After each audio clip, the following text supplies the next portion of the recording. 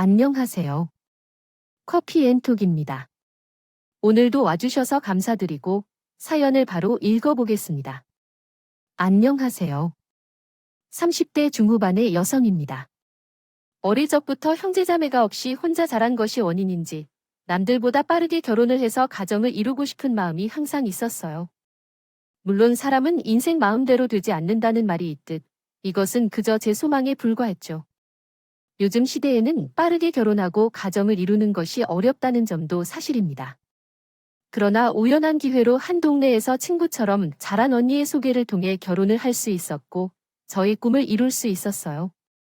사실 그 자리에 호기심으로 가서 만났지만, 우리 둘은 첫눈에 서로에게 매료되어 현재 행복한 가정을 이루고 있습니다. 반하게 되었고, 연인이 될 수 있었어요. 그 자리에서 남편은 젠틀한 모습을 보여주었고, 대화도 잘 이끌어 나가더군요. 어색할 수도 있는 상황에서 분위기를 잘 이끌어 나가는 그런 모습이 정말 마음에 들었던 것 같아요. 그렇게 저희 둘은 약 1년 정도 짧은 연애를 했었고, 눈만 마주쳐도 잘 통한다는 느낌을 많이 받았죠. 무엇보다 남편은 연애할 때 일찍 결혼을 해서 가정을 북적북적하게 만들고 싶다는 이야기를 종종 했어요. 그래서 저희 둘은 1년이라는 짧은 연애를 마치고 결혼하기로 결심하게 되었죠. 물론 결혼을 결심하기에는 둘 다 너무 어린 나이였어요. 어른들에게는 한창 철이 없다고 생각되는 아이였습니다. 더구나 결혼을 결심하고 남편을 만나러 갔을 때 그는 한의대 진학을 위해 오수를 준비 중이었고 제 자신 또한 20대 초반으로 경제적으로 안정되지 못한 상황이었기 때문에 사무직 아르바이트만 하고 있었습니다. 이에 따라 인사를 드리러 갔을 때도 걱정이 절로 끝나지 않았습니다.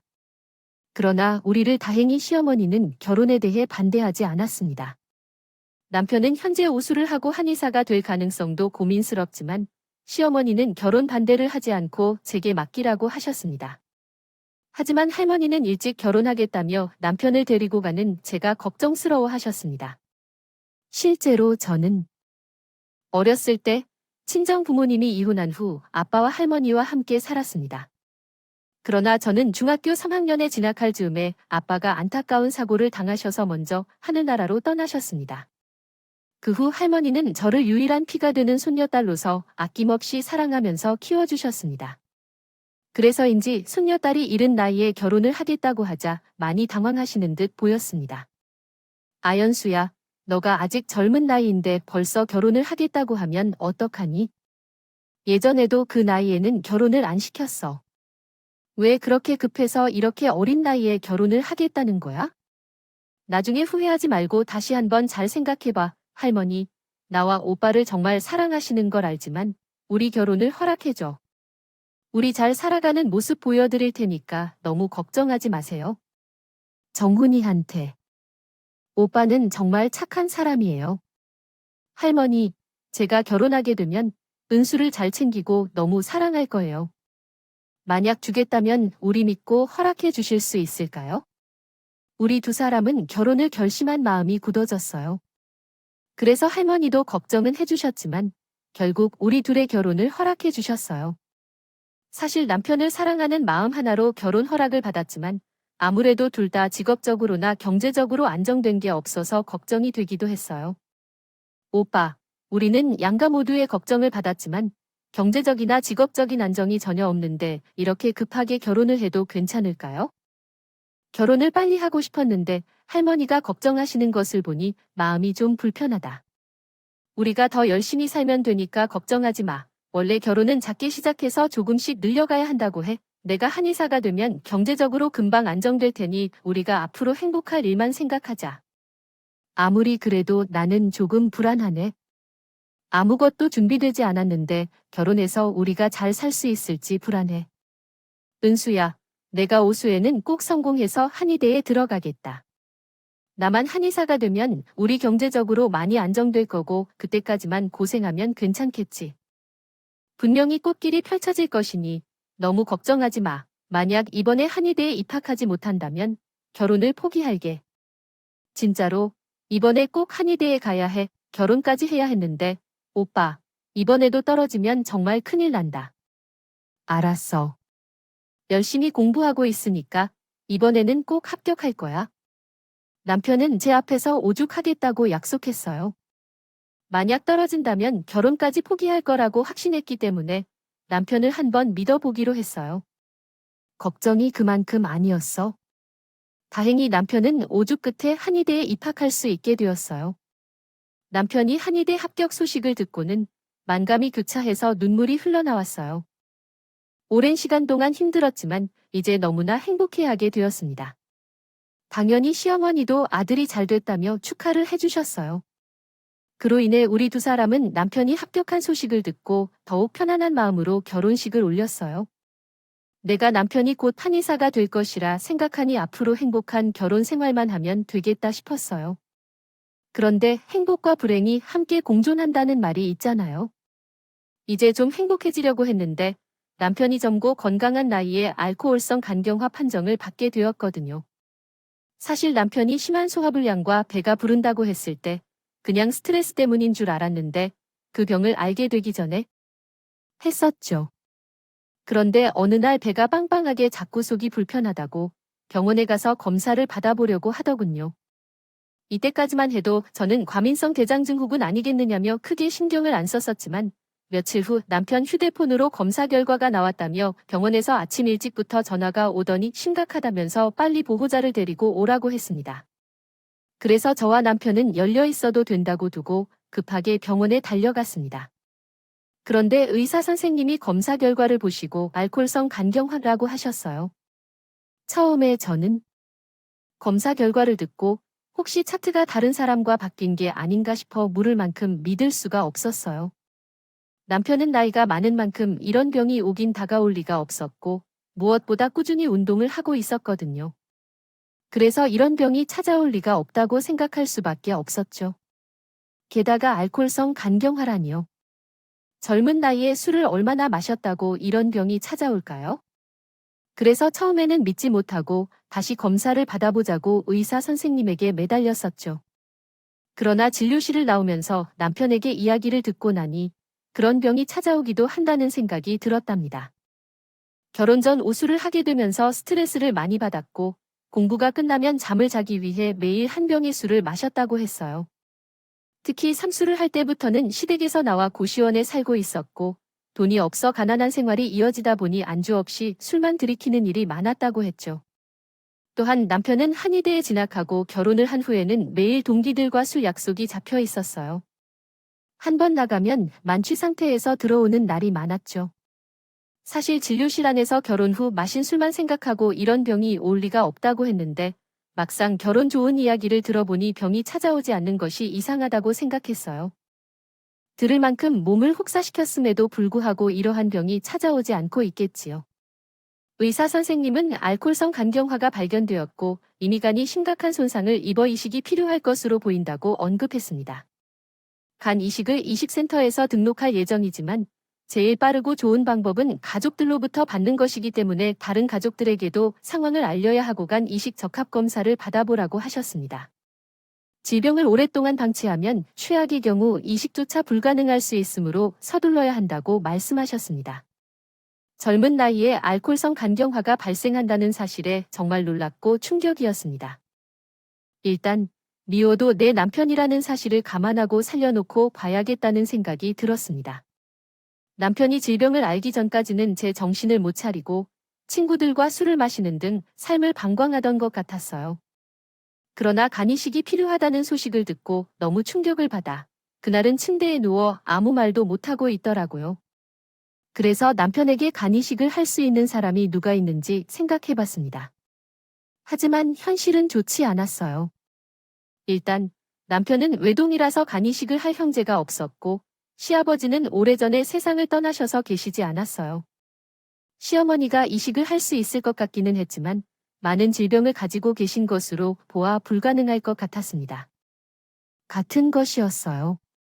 무엇보다 남편에게 간이식을 해줄 만큼 가까운 친척이 없는 것도 아니었어요. 시아버지께서 돌아가시면서 친가족 친척들과는 애초에 연락이 끊긴 상태였고 외가족 친척들은 예전에 시어머니와 크게 싸워서 사이가 그다지 좋지 않아 해주지 않을 가능성이 높았죠. 결국 검사를 할 수 있는 사람은 저와 시어머니 밖에 없었어요. 하지만 저는 친척도 아니었기 때문에 적합한 검사를 하겠다고 해도 좋은 결과가 있을지 걱정할 수밖에 없었어요. 그나마 가능성이 있는 사람은 시어머니뿐이었는데 그녀는 당뇨와 고혈압까지 가지고 있는 질환이 많아서 괜찮을지 모르겠다 싶기도 했어요. 그래도 예상보다 결과가 좋을 수 있을까 생각했어요. 시어머니와 함께 가서 적합한 검사를 받아보는 것이 최선의 방법인 것 같았기 때문에 시어머니에게 남편의 현재 상황을 알린 후 함께 병원에 모셔가서 검사를 받아보기로 했어요. 내가 청은이 없이 혼자 여기는 웬일이냐? 어머니가 말씀하시며 드리려고 했어요. 아이 괜히 꾸물거리지 말고 할 말이 있으면 빨리 해봐. 며칠 전에 오빠가 몸이 안 좋다고 하여 검사를 받았는데 알코올성 간경화에 걸렸다고 하더라고요. 그래서 간이식이 필요할 것 같아요. 뭐라고? 술을 먹으면 뭐 얼마나 먹는다고 그런 게 걸려? 아, 그리고 간이식, 그게 위험한 거 아니냐? 위험하기는 한데, 살려면 그래도 해야죠. 그래서 말인데, 어머니랑 저랑 내일 병원에 같이 가셔서 적합검사 받아보셔야 할 것 같아요. 뭐, 지금 당신 늙은 CM이한테 가은이식을 하라는 거냐? 아, 내가 몇 살인데, 어떻게 그 큰 수술을 하냐? 더구나, 난 몸이 종합병원이라 여기저기 안 아픈 곳이 없다. 검사해보나마나 분명히 안 된다고 할 거다. 저는 당연히 시어머니가 당장 가서 검사를 받아보자고 할 줄 알았어요. 다른 사람도 아니고 아들이 알코올성 간병병이 와서 하루라도 빠르게 이식 수술을 들어가야 할 것 같다는데 본인은 못해준다며 펄쩍 뛰는 게요. 저로서는 당황스럽고 황당했습니다. 지금 제게 간 이식을 해줄 수 있는 사람은 저와 어머니뿐입니다. 친가 쪽 친척들과의 연락이 끊겼고 외가 쪽 친척들과의 관계가 좋지 않아서 해줄 가능성이 높지 않습니다. 게다가 저는 친족이 아니며 간이 이식 가능한지 여부에 대해 확신할 수 없습니다. 너 생각 좀 해봐. 내가 간을 줄 수 있다고 해도 젊은 사람의 간을 받는 게 더 좋을 것이다. 내가 널 낳을 수 있겠냐고? 나이 든 사람의 간을 받는 것보다 피가 섞인 게 아니더라도 내가 줄 것이 100번, 1000번 더 좋다. 검사를 받아봐서 나에게 줘. 지금 급한 상황이라 어머니가 이렇게 하고 있는데 시기 놓치면 이식도 불가능할 수 있습니다. 같이 오시죠. 검사라도 받아보세요. 아들이 이식을 안 하면 죽을지도 모른다는데 남이 말하는 것처럼 말씀하시는 게 정말 답답한 상황이었습니다. 그래도 저는 일단 설득을 시도해 보려고 했습니다. 엘사 선생님은 가족이 해주는 게 가장 좋다고 하셨다면서 결정은 나중에 하더라도 우선 같이 가서 검사라도 받아보자고 제안했습니다. 그러나 시어머니는 아들이 아파서 죽을지도 모른다는데 꿈쩍도 하지 않았습니다. 아니 나는 절대 내 몸에 칼 못 놓겠어요. 아들을 결혼시켜 놓고 내가 그걸 왜 해야 하나요? 어머니, 아들이 아프다는데 검사라도 한번 받아보시는 게 좋지 않을까요? 당신이 어떤 말을 해도 나는 건강한 간이 있어서 나는 당겨줄 생각이 없어. 이제 내 남편이니까 검사는 너 혼자 받고 만약 맞다고 하면 내가 간을 주실 거야. 시어머니는 끝까지 간 이식 적합성 검사를 받지 않겠다고 주장해서 어쩔 수 없이 나 혼자 가서 받아야 했어요. 혹시 모르니 걱정이 이만저만이 아니었어요. 시어머니도 싫다며 행동하고 있었지만 제 간이 적합하다고 판정을 받지 않으면 간 이식센터에서 기증자가 나올 때까지 기다려야 했기 때문에 긴장하고 초조했어요. 그러나 다행히도 의사 선생님으로부터 남편에게 간 이식이 가능하다는 소식을 들었습니다. 그렇게 저는 빠른 시일 내에 수술을 하기로 결정했어요. 사실 검사를 받을 때까지만 해도 할머니에게 이 일을 말씀드려야 하나 말아야 하나 고민했었죠. 아무래도 나이가 있으시니까 충격을 받아서 쓰러지면 그게 더 큰일이라고 생각했거든요. 하지만 사람 일이 어떻게 될지 모르니 저는 찾아가서 조심스럽게 말씀드리기로 했어요. 어리게 손녀가 여기까지 왜 왔냐고요. 지금 회사에 있어야 하는 시간이 아니라고요. 할머니를 보고 싶고 할 말이 입구에서 왔다고요. 아니, 무슨 할 말이 있어서 이 시간에 여기까지 왔냐고요. 혹시 뭐 좋은 소식이라도 생겼냐고요. 할머니, 제가 결혼했다는 소식이 있어요. 임신 소식을 전하고 싶어 하는 마음인지 활짝 웃으며 기대하고 있는 듯한 표정을 보였어요. 그 모습을 보면서 남편에게 간이식을 해줘야 한다는 이야기를 전하려 했지만 입이 잘 떼어지지 않았죠. 그 전에 할머니 오빠가 알코올성 간경화로 인해 간 이식을 받아야 할 것 같아서 간경화라니 아직 젊은 나이에 그런 질환이 생기는 건 왜 그러는 걸까요? 평소에 얼마나 술을 마셨으면 간경화가 올까요? 그래서 말인데 오늘 적합 검사를 받았는데 다행히 간 이식을 할 수 있다고 하네요. 나중에 할머니가 알게 되면 걱정할까 봐요. 남편과 통화를 마친 후 허락을 하는 것도 안 하는 것도 없다고 하셨죠. 그래서 눈물을 흘리셨죠. 그래도 저는 끝까지 반대하는 할머니를 설득하려 했어요. 할머니께서 집안에 나 말고 오빠에게 맡겨줄 수 있는 사람이 없다고 하신대요.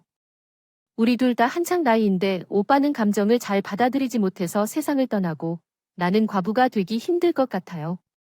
내가 줄 수 없는 게 있다면 알지만 분리할 수 있다면 남편 먼저 살려둬야 할 것 같아요. 할머니가 반대하니까 나기를 안 받으면 큰일 날 때 내가 죄책감으로 더 힘들 것 같아서 허락해 주세요. 응, 할머니께서 결혼한 지 얼마나 되었습니까? 이런 상황이 어떻게 벌어진 거라고요? 울부짖으며 가슴을 쥐며 결국 간이 수술을 허락해 주셨어요. 할머니가 집에 있는 아빠의 영정사진을 붙들고 이름을 부르면서 이 일을 어떻게 해야 할지 우는데 손녀로서 효도는 못할 망정죄를 짓는 것 같아서 너무 죄송했죠. 저는 할머니를 겨우 달래드리고 무거운 마음을 안고 집으로 돌아왔어요. 그런데 집에 들어가니 시어머니가 남편을 통해 소식을 들은 모양이었는지 역시 와서 저녁을 준비하고 계셨죠.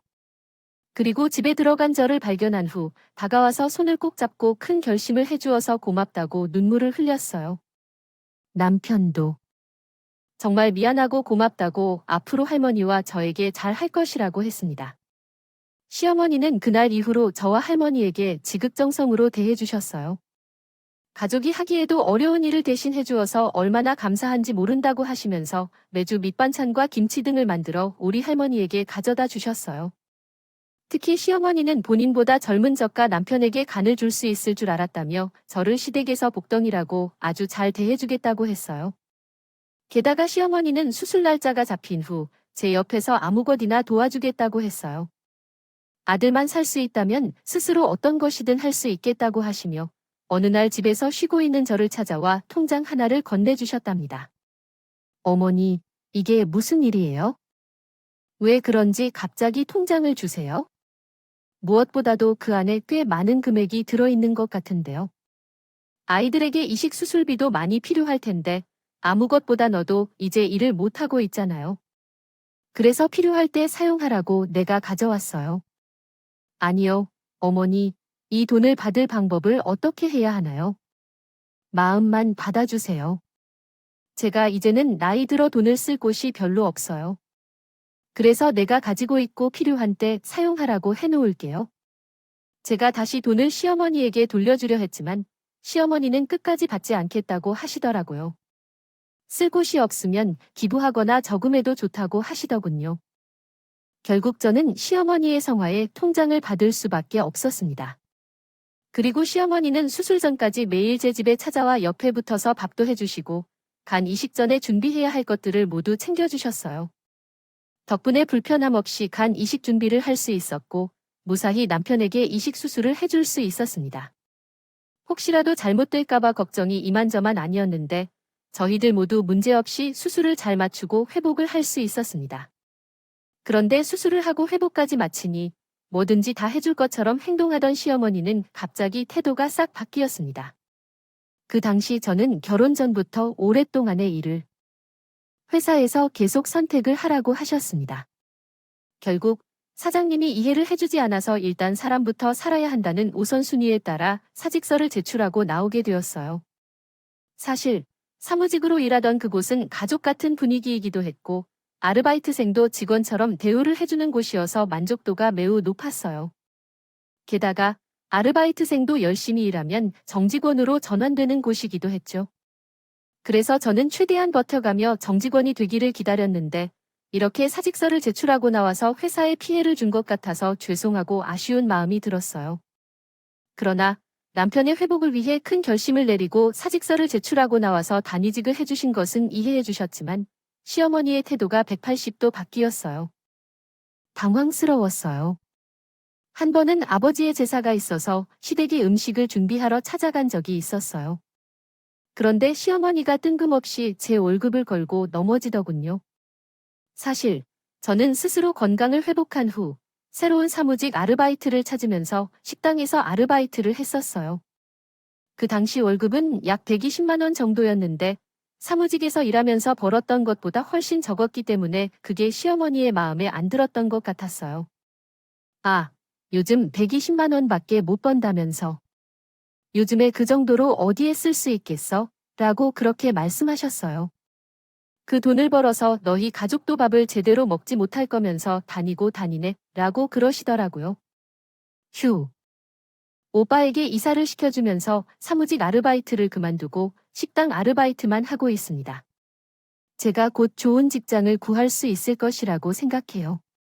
내가 나에게 이렇게 해줬다고 하더라도 내 아들이 한의대에 들어가서 곧 한의사가 될 텐데 아이스펙이라면 검사나 변호사도 될 수 있어요.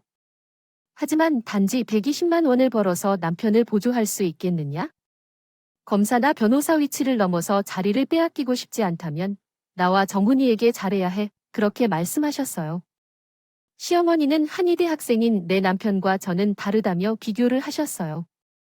그 말에 상처받고 억울해서 남편에게 털어놓았지만 남편은 별다른 관심을 보이지 않았습니다. 쓰지 않았다는군요.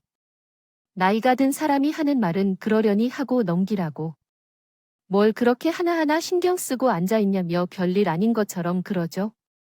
두 사람이 이제 받을 거 다 받았다는 식으로 나오는 모습에 저는 크게 실망하고 기분이 너무 안 좋았어요. 그러나 문제는 제가 5살이 되었을 때 생겼어요. 시간이 지나면서 저와 시어머니와의 관계가 좋아지지 않았어요.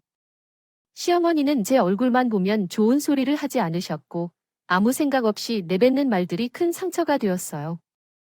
그래도 평생 봐야 할 사람인데 관계를 개선하는 게 좋을 것 같다는 생각이 들었어요. 그래서 저는 평소에 좋아하시는 음식을 요리하여 선물했어요. 은수랑은 언제 정리할 예정이죠? 지금 정리해야 해요. 오늘 그렇게 하지 않으면요. 다른 사람 집에 데려다 주고 나서 이훈이에게 하려고 해요. 처음에는 도저히 믿기지 않는 내용이라 뭘 잘못했는지 2번씩 의심했어요. 그런데 남편이 오늘 집에 들어가 이웃 얘기를 하겠다고 해서 바람을 피웠고 나를 쫓아냈어요. 재우기는 시키려고 한다는 것이 확실해졌어요. 그래서 바로 시대관에 들어가 지금 무슨 일인지 물었죠. 난리를 쳤죠. 그러자 시어머니와 남편은 잠깐 당황하는 듯 보였어요. 그러다가 이내 헛소리를 시작했어요. 지금 무슨 짓이에요? 당신 그동안 나 몰래 바람 피운 거야? 그것도 모자라서 나를 내쫓아내고 저 자리에 앉으려는데 그 여자 앉히려고 그랬어요. 정신이 나갔나 봐요. 상황을 보니까 우리가 밖에서 나누는 대화 내용이 다 들린 것 같은데 그만 씩씩거리고 앞에 앉아보세요. 어차피 한 번은 부딪혀야 할 일인데. 아이 참, 정리하자. 뭐라고요? 뭐가 그렇게 당당하신 건가요? 지금은 제가 1억 줄게라고 했는데요. 1억이라면 꽤 큰 돈인데, 당신도 손해볼 일은 없잖아요. 정말 기가 막혀서 말이 밖으로 나오지 않더군요. 이게 말이 되냐고 하면서 아주 미친 사람처럼 날뛰었어요. 그랬더니 시어머니는 혹시라도 그 여자가 다치지 않을까봐 먼저 집으로 보내는 거래요. 그리고 나를 붙잡더니 1억을 바로 보내줄 테니까 조용히 집에서 도장 찍으라 하셨어요. 제 사정을 자세히 설명했지요. 당연히 할머니는 이런 일이 생길 수 있다고 믿지 못할 정도로 충격을 받았습니다. 당장 쫓아와서 머리채라도 끌고 가겠다는 말씀까지 했죠. 그러나 저는 할머니께 다른 방법으로 꼭 복수를 해나갈 것이니 그런 행동은 삼가주시길 바랐습니다. 그렇게 해서 제가 할머니 집에 묵으면서 독서실 총무와 밤 아르바이트를 하며 약간 공부를 하게 되었습니다. 물론 원래 계획은 1억을 투자하여 공부를 하는 것이었지만 집을 나온 이후 전 남편과 전 시어머니에게 1억을 언제 보내줄 것인지 여러 차례 전화했지만 두 사람은 통화 내용을 교묘하게 편집해 협박을 한 것으로 알고 있습니다. 추가로 제가 돈을 요구해 협박했다는 말까지 나온 것입니다. 한의대에 입학하고 나서도 정말 힘든 시간을 보내야 했지만 한의사가 되어 복수를 이루겠다는 목표 때문에 앞만 보고 달려가야 했어요. 그렇게 한의대에 입학한 후 몇 년이 지났고 시험에 통과하여 정식적으로 한의사가 되었습니다. 또한 같은 학교를 나온 선배가 일하는 한방병원에 추천받아 몇 년간 페이닥터로 일했었습니다. 그러던 중 한의사 모임에 참여하게 되었는데 거기서 결혼을 전제로 마음이 맞는 한의사 남자를 만나게 되었어요. 그 남자는 성격도 잘 맞고 제 사정을 다 이해해주는 순하고 착한 사람이라 마음이 자연스럽게 생겼습니다. 그렇게 저와 그 남자는 2년 정도 지냈어요. 각자의 병원에서 페이닥터로 일하며 연애한 뒤 결혼을 약속하고 함께 양방 한의원을 차리게 되었어요. 둘 다 페이닥터로만 일했었기 때문에 직접 병원을 운영하는 것은 처음이라 양방병원을 차리면서도 걱정이 이만저만 아니었어요. 그래도 다행히 위치도 좋았고 저희 둘이 원장으로서 마음을 잘 맞춰 운영하다 보니 작업한 양방 한의원은 점점 승승장구했어요. 또한 환자들의 치료 만족도가 높아서 그런지 항상 대기하는 환자들이 넘쳐났죠. 덕분에 한의사 페이닥터들도 추가로 채용해야 했기 때문에 그 인사이트에 등록을 해놨어요. 그러던 어느 날 면접을 보러 온 사람이 도착했다는 간호사님의 이야기를 듣고 상담실로 들어가 보니 전 남편이 앉아 있었습니다. 당연히 제가 운영하는 병원일 줄은 예상치 못했을 텐데 전 남편도 그 자리에 앉아 있다는 것에 많이 놀란 것처럼 보였어요. 그분은 어떻게 되나 했는데 분명히 원장님과 면접을 본다고 했었는데요. 내가 원장이야. 한의사 시험 합격해서 결혼할 사람이랑 양방병원 차릴 거니까 뭐라고 했습니다. 당신이 한의사가 됐다고 가운에 적힌 거 안 보여? 원장이라고 떡하니 적혀 있잖아. 더는 말을 섞기 싫어서 바로 면접을 시작하자고 제안하고 반대편 의자에 앉았어요. 그리고 곧바로 이력서를 확인해 보았습니다. 그러나 이력서를 보니까 과학관이 아니었다. 전에 일하던 곳을 떠나고 한동안 일자리를 찾지 못한 모양으로 보였다. 나중에 한의사가 된 나와는 대조적으로 경력이 훨씬 부족해 보였어요. 나는 전 남편에게 그냥 몇 가지 형식적인 질문을 한 후 고민도 하지 않고 채용할 수 없다면 내보냈죠. 그런데 다음날 아침 일찍 병원에 출근했더니 전 남편과 전 시어머니가 병원 앞에서 나를 기다리고 있었어요. 무슨 얘기를 할지 대충 예상은 되었지만 일단 나는 제 진료실로 들어오라고 했어요. 그랬더니 전 시어머니와 전 남편은 진료실에 발을 딛자마자 내 앞에 무릎을 꿇고 취업을 부탁하며 빌었어요. 은수야, 내가 잘못했다. 너를 그렇게. 사업 가면 이렇게 쓰잖아요. 그쪽이 훨씬 백도 많고 능력도 좋을 텐데 그냥 그 회사 가서 일하라고 하세요. 그게 난 사기당했어요. 그 여자 완전 사기꾼이었어요. 애초에 내 등골을 빼먹기 위해 결혼한 거고 사업 자금이 필요하다면서 내 이름으로 대출을 받아놓고 애까지 놓고도 도망쳤다고 해요. 저는 대체 전 남편이 무슨 소리를 하고 있는지 궁금해졌어요. 그래서 자세히 들어보았더니 사업가라고 두 팔 벌려 환영했던 그 여자는 전 남편이 한의사라고 하니까 등골을 빼먹기 위해 접근한 사기꾼이었다고 해요. 게다가 결혼 후 사업 자금이 필요하다면서 전 남편 이름으로 사채업자에게 대출을 받았고요. 본인이 벌어온 것처럼 매달 돈을 내놓으며 애를 낳아 놓았다고 해요. 그런데 전 남편과 전 사모님에게 사기꾼인 게 들켰고 그 여자는 남은 돈을 모두 챙겨서 애를 놔두고 그냥 도망가 버렸다고 했죠. 심지어 전 남편은 도망간 마누라 때문에 정신줄을 놓고 진료를 받다 의료사고를 냈고 한동안 일을 하지 못했다고 하더군요. 그런데 그 여자가 도망가게 되면서 책임져야 할 가족이 있으니 급하게 취직을 하려고 노력 중인데 전에 냈던 의료사고가 여기저기 소문이 나서 그런지 아무도 받아주지 않았다고 해요. 은수야, 나 지금 이혼 소송하고 있고 상태인데 그 날짜가 다가오고 있다. 한 달이 되면 정말 큰일이 날지도 모르는데 아이 한 번만 도와줘. 그리고 솔직히 말하면 내가 한의사가 된 것도 어찌 보면 우리 때문에 한의사가 된 거 아니냐. 그럼 당연히 우리한테 고마워해야 되는 거 아니냐고 별말 같지도 않은 미친 소리 하고 있네. 내가 한의사 되는데 댁들이 뭐 보태준 거 있어? 이런 뻔뻔하고 무식한 말종들을 봤나? 나는 당신들 도와줘야 할 필요성 못 느끼겠으니까. 당장 나가요.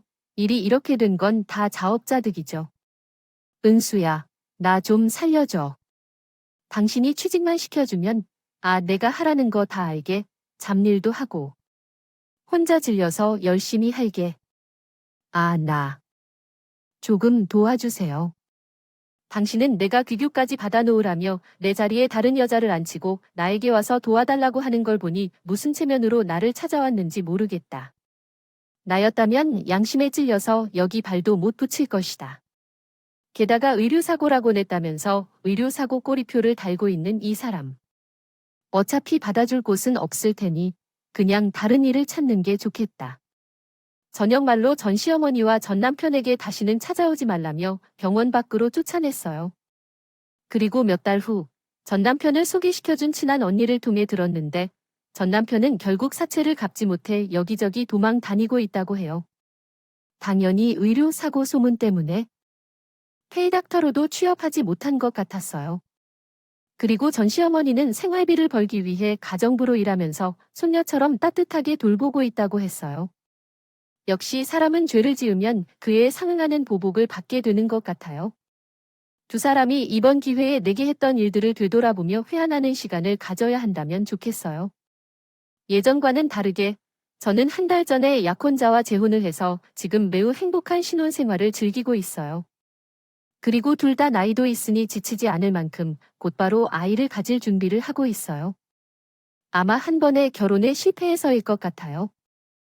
혹시나 또 실패할까봐 많이 망설였는데 시부모님도 그렇고 남편도 저를 아끼고 사랑해 주어서 앞으로 평생 행복하게 결혼 생활을 할 수 있을 것 같습니다.